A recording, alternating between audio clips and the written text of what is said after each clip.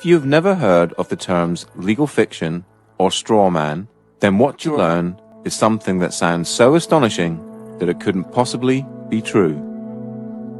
If I were to tell you that paying your tax, getting a driver's license, registering your car, paying fines, and attending court are all optional and that you are conned into agreeing with them, what would you think? All statutes and acts are optional too. Your strawman is a fictitious legal entity created at your birth through your birth certificate and the registration of that birth. Okay, my understanding of the legal fiction, which is also referred to as a strawman, the way I explain it when I do talks, I keep it really simple. And what I do, I liken it to a game of Monopoly. Now, in a game of Monopoly, you actually have a little token like a dog or a battleship or a hat, you know, like a little top hat, and you move it around the board.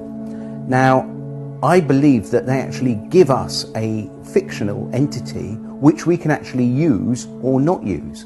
And I believe this is and a lot of other researchers do as well, that this is your name in either uppercase or with a title. That when each person is born, whenever a human being is born, there's two entities. One is the real entity, which is the human being, the flesh and blood, and the other is a legal fiction, a fictional entity that is nothing more than a piece of paper, the birth certificate. Again, we're duped into believing that these are one in the same, and so we're tricked into representing the legal fiction, the straw man, that birth certificate. So when people get fines and things like that, it's actually consulting the legal fiction, the non-existent entity, the corporate entity that is owned by corporations.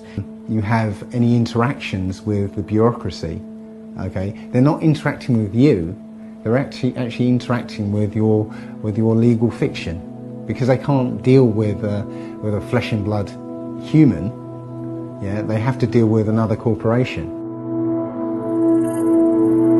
When you start to break down the words that we use and you start to look at the roots of all these words, and you actually look at what these words actually really mean, you start to get an idea of what's going on.